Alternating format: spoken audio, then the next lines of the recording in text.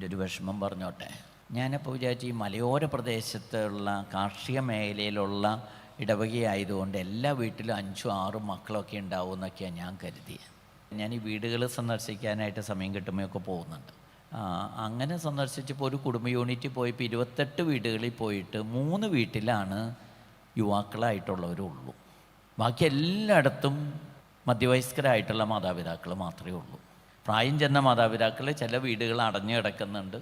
പഴയ തലമുറയിൽ ഒരു വീട്ടിൽ ചെന്നപ്പോൾ അവിടെ മുതിർന്നവരായിട്ട് 19 മക്കളുള്ള ഒരു കുടുംബമൊക്കെ കണ്ടു. അപ്പം ഞാൻ വിചാരിച്ചു ഈ ഇടവകയിൽ അങ്ങനെയൊക്കെ ഉണ്ടാകുമെന്നാണ് ഞാൻ കരുതിയത്. പക്ഷേ എന്നെയൊന്നും 4ാമത്തെ കുട്ടിയുടെ 5ാമത്തെ കുട്ടിയുടെ മാമോദീസയ്ക്ക് വളരെ ചുരുക്കം ചിലരൊക്കെയാണ് വിളിക്കുന്നത്. അപ്പം ഞാൻ വിചാരിച്ചത് എന്നെ ബുദ്ധിമുട്ടിക്കാതിരിക്കാൻ വേണ്ടിയിട്ടായിരിക്കുമെന്ന്. ഞാൻ അന്വേഷിച്ചപ്പോൾ അങ്ങനെ 4-5 മക്കളുള്ള കുടുംബങ്ങൾ വളരെ കുറവാണ്. ഒറ്റപ്പെട്ട ചില കുടുംബങ്ങൾ. ഇങ്ങനെ പോയാൽ മതിയാ. ഞാൻ ചൊവ്വാഴ്ച പട്ടം കൊടുത്ത മാള ഇടവകയിലാണ്. അവിടെ നല്ല പുരാതനമായിട്ടുള്ളൊരു സിനഗോഗിൻ്റെ അവശിഷ്ടങ്ങൾ അവിടെയുണ്ട്. ഞാൻ മെത്രാൻ പട്ടം സ്വീകരിക്കുന്ന സമയത്ത് 2010 ആ ഇടവക സന്ദർശിച്ചപ്പോൾ അവരെന്നോട് പറഞ്ഞ സിനഗോഗിൽ ഒന്ന് കാണാൻ പോകണമെന്ന് തോന്നുന്നു. അപ്പം ഞാൻ നോക്കിയപ്പോൾ മാറാമ്പലിയൊക്കെ പിടിച്ച് ഒരു ഓടിട്ട ഒരു പഴയ കെട്ടിടം, ഒരു കണക്കിന് പൊടി പിടിച്ച സ്ഥലത്ത് ഞാൻ അതിൻ്റെ ഉള്ളിലൊക്കെ കയറിപ്പോന്നു. പക്ഷേ ഇന്നിപ്പോൾ അവർ പഞ്ചായത്തിനോടൊക്കെ പറഞ്ഞ് അവരൊന്ന് വൃത്തിയാക്കിയിട്ടിട്ടുണ്ട്. അതുപോലെ തന്നെ അവിടെ നല്ലൊരു യഹൂദ സെമിത്തേരി ഉണ്ടായിരുന്നു. അത് ഇന്നും നാനാവശേഷമായിട്ട് കിടക്കുക. ഈ മധ്യവയസ്കരായിട്ടുള്ള മാതാപിതാക്കൾ നിങ്ങൾക്കൊരു 100 വർഷത്തിൽ കൂടുതലുണ്ടാവുമോ? ചിലർക്ക് ആഗ്രഹമുണ്ട് 100 വർഷത്തിൽ കൂടുതലുണ്ടാവണമെന്ന്. പക്ഷെ ഉണ്ടാവുമെന്ന് എനിക്കറിയില്ല. ഒരു 100 വർഷത്തിൽ കൂടുതൽ ഉണ്ടാവില്ല. അപ്പം നിങ്ങളുടെ കാലമൊക്കെ കഴിഞ്ഞാൽ, നമ്മുടെയൊക്കെ കാലം കഴിഞ്ഞു കഴിഞ്ഞാൽ ആ വീടുകളൊക്കെ അന്യം നിൽക്കില്ലേ? ഇനി തീഷ്ണതയോടുകൂടെ ഒരു ജീവസംസ്കാരത്തിന് പരിശ്രമിക്കുന്നില്ല എങ്കിൽ ഈ മാളയിൽ കാണുന്ന സിനഗോഗ് പോലെ, സെമിത്തേരി പോലെ ഇവിടുത്തെ ദേവാലയം വെറും ഒരു മോണിമെൻ്റായിട്ട് മാറും. ഇവിടുത്തെ സെമിത്തേരിയൊക്കെ പണ്ട് ഇതിലൂടെ മണ്ണ് കടന്നു പോകുന്നവർ പറയും ഇവിടെ നല്ലൊരു ക്രൈസ്തവ സമൂഹം ഉണ്ടായിരുന്നു, ഇന്ന് അന്യം നിന്നുപോയി. അതിൻ്റെ അവശിഷ്ടങ്ങളാണ് ഇവിടെ.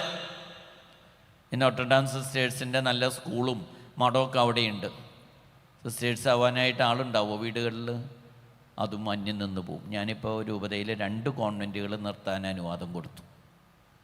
ദുഃഖകരമായിട്ടുള്ള കാര്യമാണ്, ആളില്ലാത്തതുകൊണ്ട്. ഇത് ഇനി കൂടിക്കൊണ്ടിരിക്കും. എന്നിട്ട് ഈ കലാലയവും അതിനോടനുബന്ധിച്ചുള്ള കോൺവെൻറ്റും അതുപോലെ തന്നെ സ്മൈൽ വില്ലേജ് നല്ല മാതൃകാപരമായിട്ടുള്ള ഒരു അഗതി മന്ദിരമായിട്ട് ഇന്ന് മുന്നോട്ട് പോകുന്നുണ്ട്. ശുശ്രൂഷ ചെയ്യാൻ ആൾ വേണ്ടേ? സിസ്റ്റേഴ്സ് ഓഫ് മേഴ്സി കോൺഗ്രിഗേഷൻ ഇവിടെയുണ്ട്. ഇനി അവിടേക്കൊക്കെ ആൾ വേണ്ടേ? ഇനി വീട്ടിൽ ആൾ വേണ്ടേ? ഞാൻ ഈ കഴിഞ്ഞ ദിവസം പ്രീക്കാന കോൺഫറൻസ് 125 പേര് പങ്കെടുക്കുന്ന കോൺഫറൻസിൽ അവർ അഭിസംബോധന ചെയ്ത് സംസാരിക്കുന്ന സമയത്ത് ഞാൻ ചോദിച്ചു, നിങ്ങളിൽ എത്ര പേര് സർക്കാർ ഉദ്യോഗസ്ഥരുണ്ട്? അവർ അങ്ങോട്ടും ഇങ്ങോട്ടും നോക്കുക, ആരെങ്കിലും വേണ്ടേ? 2 പേര് അവസാനം കൈപ്പോക്കി, അവർ ആർമിയിൽ ജോലി ചെയ്യുന്നുണ്ടെന്ന് പറഞ്ഞിട്ട്. വിദേശത്ത് ജോലി ചെയ്യുന്നവർ എത്ര പേരാന്ന് ചോദിച്ചപ്പോൾ ബഹുഭൂരിപക്ഷം പേരും കൈ പൊക്കുണ്ടായി.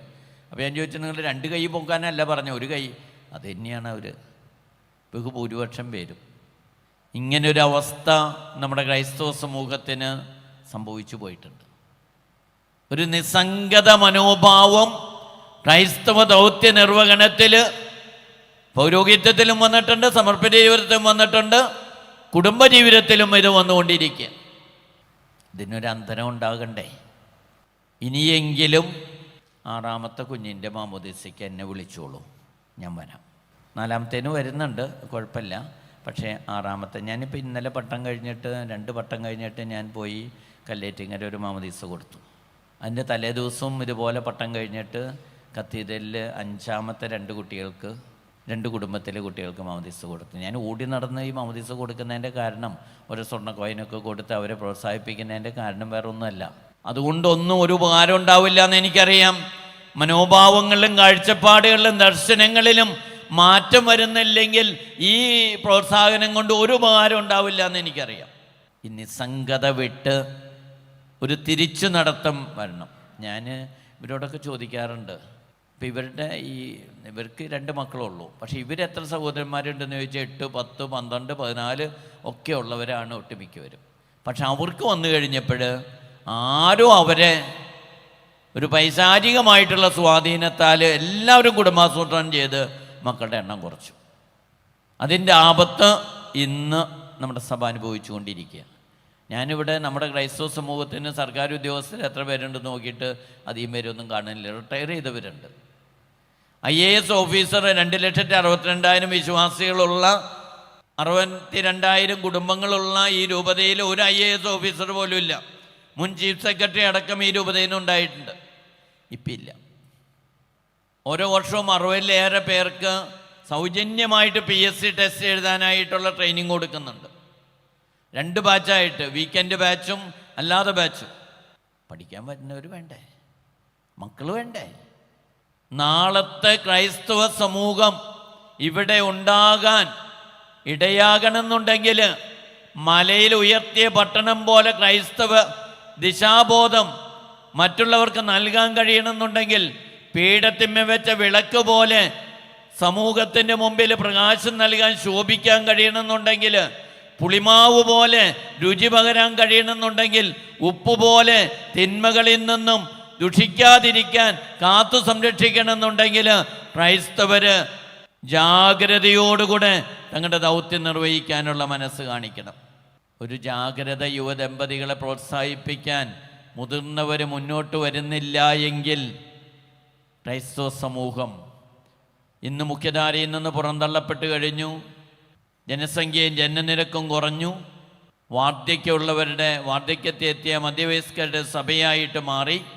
ഇതിൽ നിന്നൊരു മാറ്റം വേണം.